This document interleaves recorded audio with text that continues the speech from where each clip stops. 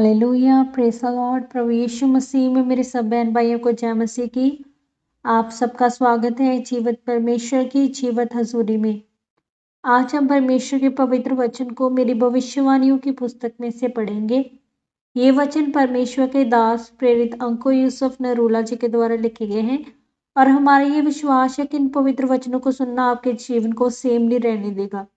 आज का सामर्थी वचन, परमेश्वर के गुप्त स्थान में रहें। जैसा कि परमेश्वर के पवित्र वचन भजन संहिता 31 उसके 19 वचन में लिखा है, आहा तेरी भलाई क्या ही बड़ी है जो तूने अपने डरवैयों के लिए रख छोड़ी है और अपने शरणगतों के लिए मनुष्यों के सामने प्रकट भी की है।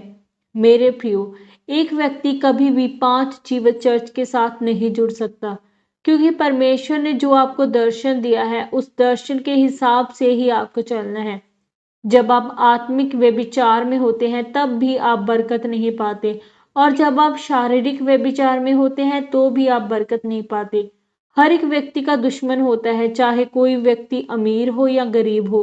हर किसी का कोई ना कोई दुश्मन होता है, चाहे आपने कुछ गलत ना भी किया हो।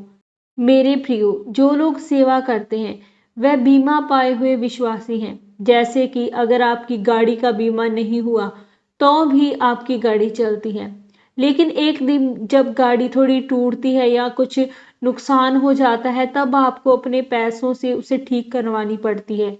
वैसे ही एक विश्वासी जो पैम्पलेट बांटने नहीं जाता है, जो सेवा में नहीं है, जो चर्च में बोता नहीं है, प्रार्थना नहीं करते हैं या अगुओं के लिए प्रार्थना नहीं करता, वह बिना बीमा पाए हुए विश्वासी हैं। फिर वह कहते हैं कि कुछ साल पहले हमारे जीवन में दुर्घटना हो गई, उसके बाद हमारा परिवार, जीवन और पैसा खत्म हो गया।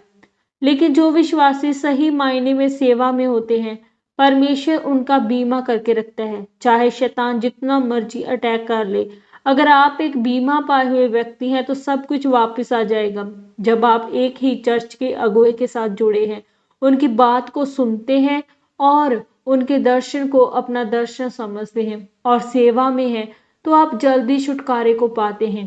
बाइबल कहती है दूसरे लोग और धर्मी दोनों पर मुसीबत आएगी, पर धर्मी 7 बार गिरकर उठ खड़ा होगा, क्योंकि धर्मी सेवा में है। एक विश्वासी जिसका बीमा नहीं हुआ वह भी दूसरे विश्वासी की तरह चल सकता है।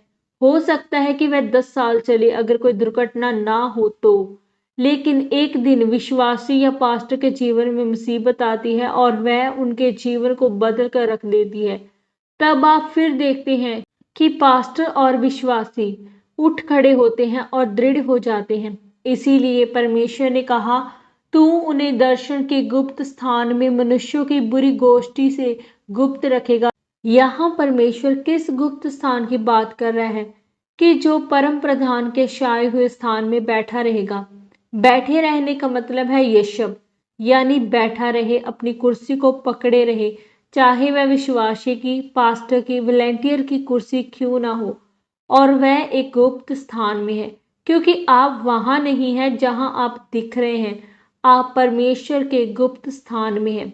परमेश्वर के वचन में लिखा है कि जो परमेश्वर की शरण में आ चुके हैं कि परमेश्वर तेरा दर्शन मेरा दर्शन है, तो परमेश्वर ने कहा जो ऐसे लोग हैं मैं अपनी भलाई को जो उनकी जिंदगी में करूंगा उसे मनुष्यों के सामने प्रकट करूंगा।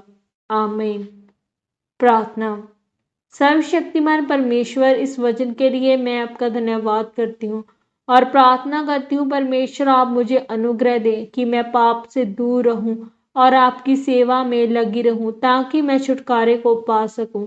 प्रभु यीशु मसीह के सामर्थी नाम में हम मांगते हैं। आमीन, आमीन और आमीन। आज के सामर्थी वचन के पढ़े और सुने जाने के द्वारा परमेश्वर आप सबको बहुत आयत से आशीषित करे। सबको जय मसीह की।